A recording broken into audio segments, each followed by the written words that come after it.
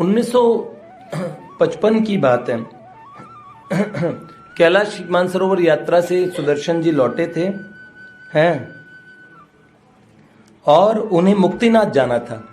अक्षरधाम आप जाएंगे तो 108 वहां पे एक दृश्य है जिसमें 108 धाराएं निकलती है। स्वामीनारायण वहां दर्शन करने के लिए जाते हैं, तो उसे मुक्तिनाथ तीर्थ कहते हैं। भगवान के 108 नामों के ऊपर अष्टोत्तर शत और अष्टोत्तर शत नाम के ऊपर और एक एक धारा निकलती है। 108 धाराएं भगवान की पवित्र धाराएं। मुक्तिनाथ बहुत ऊंचाई पे है, वहां उन्हें जाना था। भाई जी से अनुमति मांगी, पूरी हो गई, अनुमति दे दी भाई जी ने। सितंबर के दूसरे सप्ताह से अक्टूबर तक की यात्रा थी। अच्छा मौसम था। गोरखपुर से उन्होंने सोचा बस पकड़ेंगे ऐसे मौसम में, और फिर वहां आगे जाके भैरवा से हवाई जहाज कर लेंगे, हवाई जहाज पकड़ लेंगे। तो भैरवा से उस स्थान तक का हवाई जहाज, ठीक है। सामान बांध लिया, वाटिका में अपना सामान पैक करके बस अड्डे के लिए ऑटो वाले को बुला लिया, ऑटो रिक्शा वालों को बुलाया। अब सामान पैक करके भाई जी को प्रणाम करने के लिए पावन कक्ष में गए। प्रणाम करने गए, भाई जी चटाई पे बैठे अपना काम कर रहे थे, कागज देख रहे थे। चक्र जी ने जाके प्रणाम किया। भाई जी ने तो व्यवस्था की थी कागज वगैरह दिलवाने में सारी आगे वहां की। तो भाई जी बोले आप जा रहे हो? तो उन्होंने बोला जी। भाई जी ने मुंह लटका लिया, उनका स्वर भारी हो गया। बोले जाइए, कल्याण का सतकथांक है, अभी चित्र निश्चित नहीं हुए हैं, चित्रों के निर्देश भी नहीं दिए, मुझे ही खटना पड़ेगा, मुझे ही करना पड़ेगा, जैसे तैसे करूंगा, आप क्या करूं।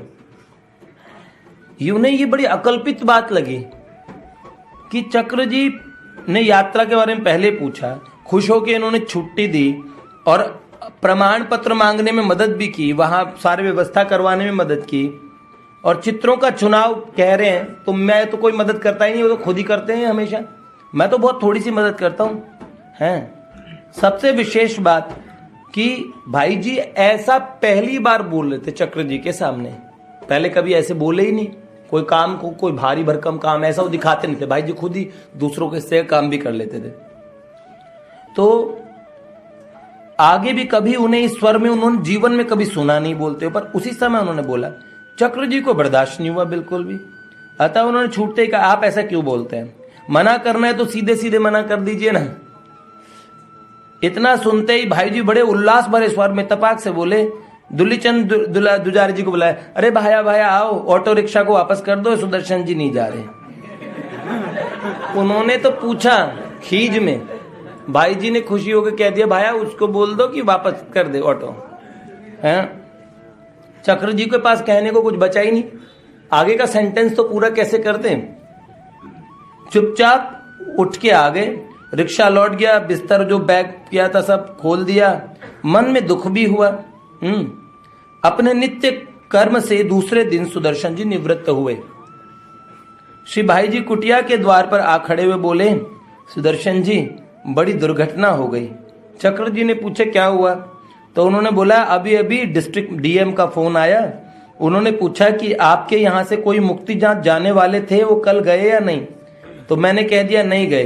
तो उन्होंने बोला कल जाने वाला हवाई जहाज दुर्घटनाग्रस्त हो गया, क्रैश हो गया, सब यात्री मर गए। सब समाचार पत्र आया तो आंधी तूफान और भयानक ओलों की वजह से हवाई जहाज नष्ट हुआ। ये सभी अखबारों में खबर छपी हुई थी, और मोटर मार्ग भी कई मील तक टूट गया था, और 15-20 दिन तक खुलने की कोई संभावना नहीं थी। और चक्र जी उसी हवाई जहाज से जाने वाले थे जिसका एक यात्री भी नहीं बचा। पूज्य भाई जी ने अपने अनुगत की रक्षा की। उन्होंने कहा, और एक जगह लिखा भी चक्र जी ने अपने लेख में, कि भाई जी ने मेरी यह यात्रा नहीं, मेरी वहां यात्रा भी रोक दी।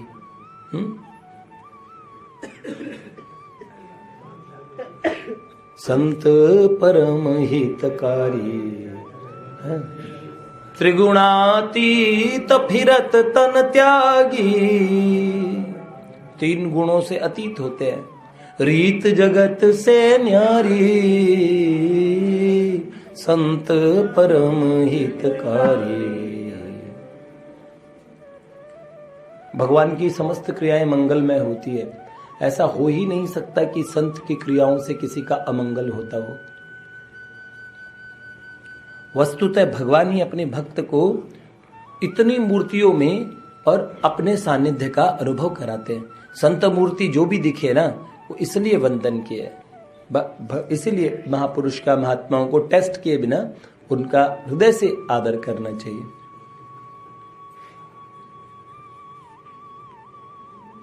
और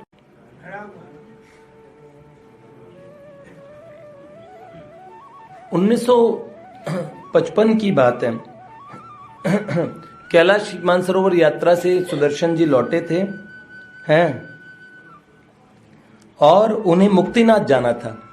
अक्षरधाम आप जाएंगे तो 108